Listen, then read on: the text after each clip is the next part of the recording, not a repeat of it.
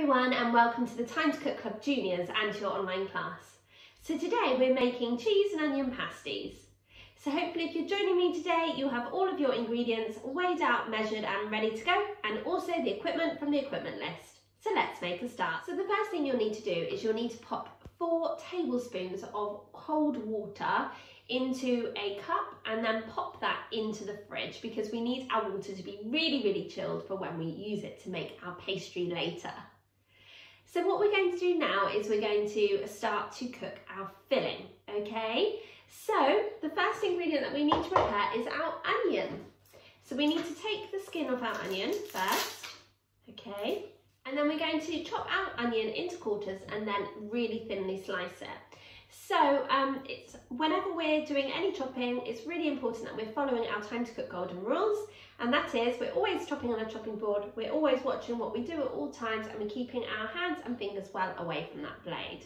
So we're going to hold the onion really firmly with one hand. We're going to chop down, okay, cutting the onion into quarters, like so, before cutting it into really thin slices. Okay, making sure that you're keeping your finger well away from the blade. So join me back here once you've chopped all of your onion into really thin slices and we can continue with our recipe together. Okay, welcome back guys. So hopefully by now you have chopped your onion into thin slices. So now the next ingredient we need to prepare is our potato. So what we're going to do is with our potato peeler, we're going to peel the skin of the potato. We're going to do that by holding the potato really firmly with one hand and then stroking the peeler down the potato with the other, okay? So with a peeler, you have to be really careful because just like a knife, the blade is really sharp. So you need to be keeping your fingers away from the blade, okay? And just move the peeler around the potato, making sure that you've peeled all the skin. So join me back here once you've done that job and I'll tell you what to do next. Okay, once you've peeled your potato, you now need to dice it, and that means to chop it into small cubes. So the first thing you need to do is you need to pop your rainbow bridge over the top of the potato and just chop it in half. You're then going to pop your potato cut side up onto your chopping board and again do the rainbow bridge and chop it in half again. So you've got quarters of potato. From there, you're going to cut it into slices, okay, like so, before cutting it the other way or turning your potato. So you've chopped it into chunks. And then you can just chop the chunks in half again, okay? So you make them nice and small. And you're just going to repeat that until you have chopped up all of your potato into small chunks. So join me back here when you've done that and we can continue with our pasties together. Okay, welcome back. So hopefully by now your onions have been chopped and diced and your potato has been chopped and diced too. So now what we need to do is, if you haven't already, you need to grate your 2 different types of cheeses. So we're using cheddar cheese and we're also using Parmesan. So you're going to hold your grater really firmly with one hand and you're just going to stroke the cheese down the grater, okay, keeping your fingers well away from the blades on the grater, okay? And that might mean that you have to keep kind of changing the position of the cheese so that your fingers are nowhere near it, okay?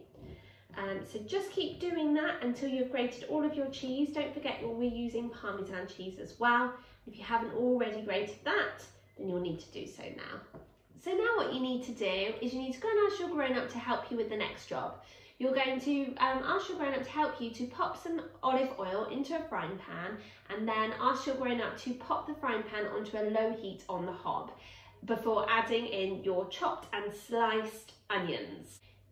Grown-ups, you'll need to cook the onions until they're nice and tender before carefully removing them from the heat and adding them to a mixing bowl. So join me back here when you have fried up your onions and we can continue with our recipe together, guys. So hopefully by now your grown-ups have helped you to fry off your onions so they're nice and soft and tender. So once you've popped your onions into a mixing bowl, you then need to add in your diced potato and your grated cheddar and grated Parmesan cheese. You also need to add in a pinch of salt and a pinch of black pepper as well.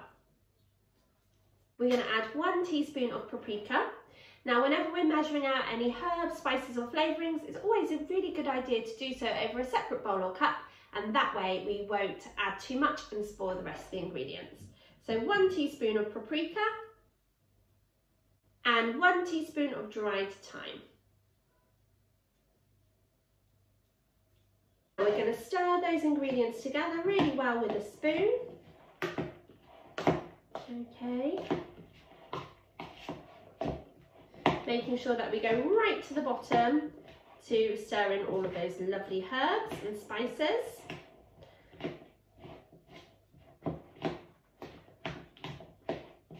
And then we're just going to leave that bowl to one side so that the onions can cool while we make our pastry. So now we're ready to make our pastry. You do need to take your chilled water out of the fridge because we'll need it now.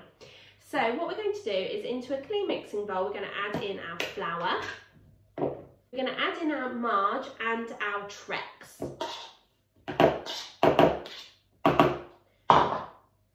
And using our fingers and our fingertips, we're going to rub the fat into the flour. So to do this, what we're going to do is we're going to tickle the fat into the flour. So we're going to wriggle the tips of our fingertips, okay, through the flour and through the fat. And that will rub the fats into the flour. Okay, so if I show you the motion, okay, I'm literally just rubbing the margarine in first, and then I'll rub in the Trex. And every now and again, what you can do is you can give your bowl a little wiggle, and that will bring the bigger lumps of fat to the top, so you'll know which bits you still need to do, okay?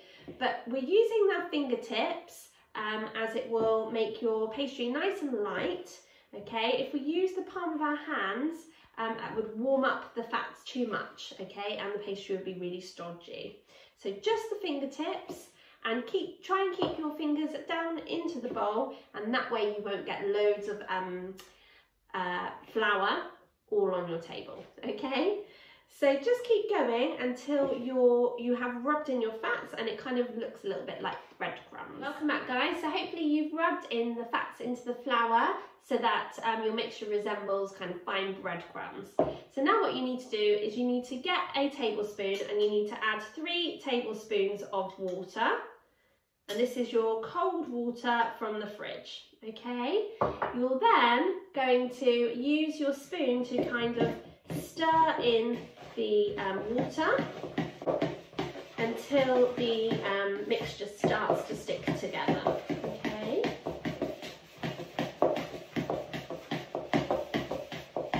So if you want to, you can add a little bit more water if you need to. I'm using a dessert spoon rather than a tablespoon, so my spoon is a little bit smaller, okay? So when your mixture starts to stick together, what you'll need to do is you'll need to pop some dusting flour onto your board and also onto your hands. And what this will do is it will stop the pastry from sticking to your work surface.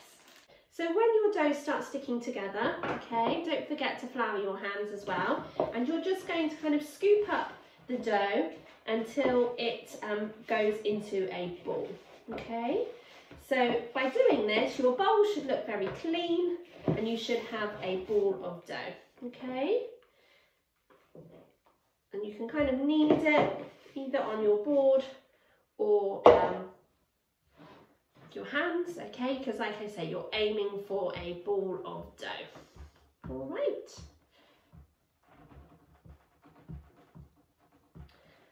So that's my pastry.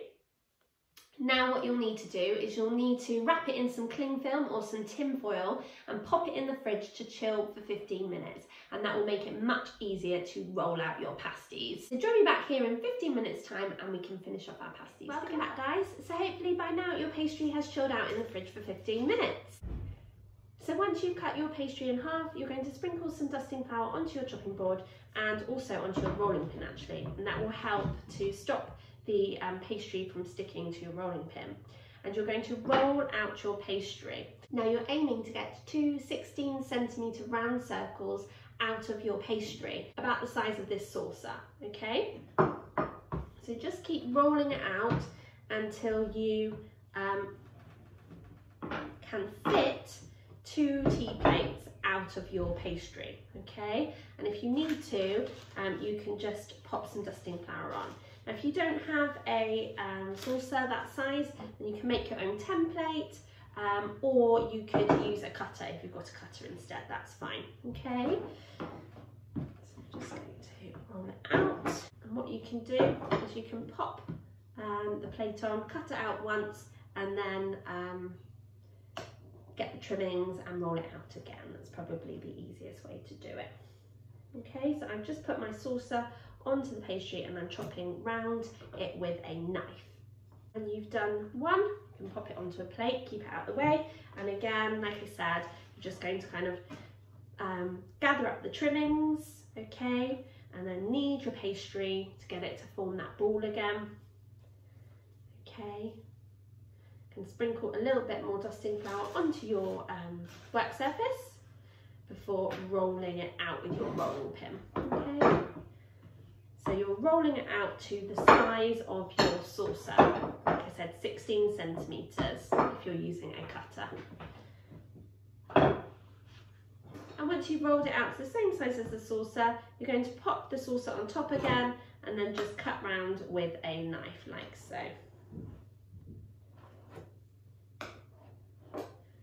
To make another circle. Okay. And when you've done that with one half of your pastry, you're going to do exactly the same with the second half. So don't forget to pop your dusting flour down, add some to your rolling pin, and then roll out your pastry, okay, remembering that you're aiming to get 2 circles out of your this half of the pastry. So now what you're going to do is once you've got your 4 pastry circles, you're going to lay them out in front of you, and then you're going to divide the mixture that you prepared earlier between the pastry circles, okay? Remembering to pop the mixture into the middle of the pastry circles, like so. So I'm using 2 spoons of the mixture, okay? You don't want to overfill them, but you want them to be nice and tasty too, okay? Once you've done that, what you need to do is you need to prepare your egg wash. So what you're going to do is you're going to get your egg and you're just going to break the egg into a cup, okay? Checking that the egg looks okay. If you have any egg on your hands, it's really important that you go and wash those. To make our egg wash, what you need to do is you need to grab a fork and you're going to pop the fork into the egg and you're going to wiggle it around to break up the egg yolk and mix it in with the egg white. We're going to do that. We're going to count down from 5. And go 5, 4, 3, 2, 1, and stop. Fantastic, well done. So now what we're going to do is we need a pastry brush and we're just going to brush the egg over the bottom half of the circle. So we're only doing like a semicircle just around the edge. And what that will do is it will actually help the pasty to stick down, okay? This is why you need to make sure that your filling is in the middle, okay, so that you have a nice clear edge that you can pop your egg wash. But remember, you're just doing it in the lower half, just the semicircle. Now what you're going to do, you're going to use your hands to fold the pasty together, the circle together, okay, so you've got like a semicircle, and you can use your fingers to press down on the seal, okay, like so. So you want it all sealed up together, okay, and for it to be really tightly sealed. So in a minute we're going to use our fork to do like a crimped edge, but for now that will be fine. And like I said, the egg wash will help to stick the pasty down. And when you've done one, you're just going to do exactly the same for the rest of the pasties. So you're going to use your hands to close up the circle, okay, like so, and then you're going to use your fingers to press down tightly on the seal, like so. Okay.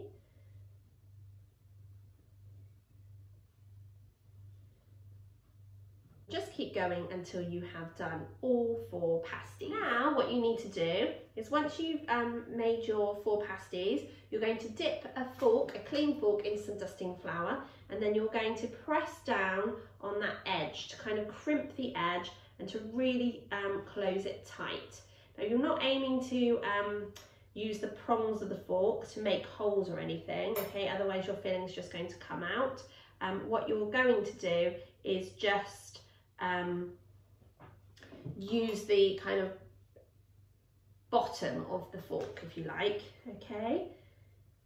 And you're going to go really, really gently because you don't want to make any holes in the pastry, like so. If you do make holes, then you just need to try and use the pastry to cover the holes, really. Otherwise, like I say, you're going to end up with your filling seeping out, okay? So I've got my hand underneath the pasty kind of supporting it, and then I'm pressing down with my fork. Okay, looks really lovely.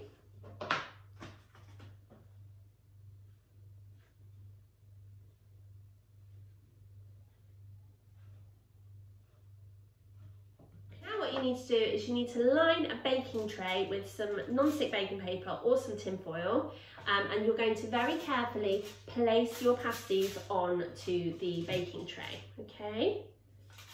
And then with a pastry brush, you're just going to brush the egg wash over the top of the pasties, which is going to help to turn the pasties or turn the pastry a really lovely golden brown colour when it's been cooked.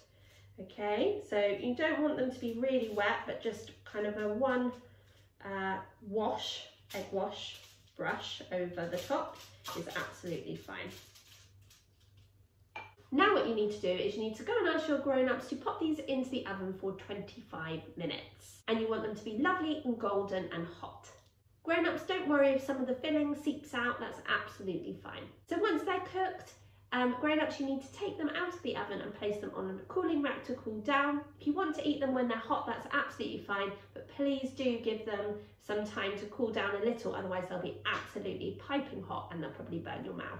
You can serve these pasties either hot or cold. So join me back here once your pasties are cooked and we can have a look at them. Welcome back, guys. And here we have our cheese and onion pasties. And I'm sure you'll agree they look absolutely delicious. So thank you so much for joining me today to make our cheese and onion pasties. I really hope you enjoyed joining in with me, but more importantly, I hope you enjoy eating them and sharing them with your family. I'm really looking forward to cooking with you guys again next week when we'll be back with another delicious bake from our picnic food menu. I can't wait. Fingers crossed for sunshine. See you guys later. Have a wonderful rest of your week. Bye.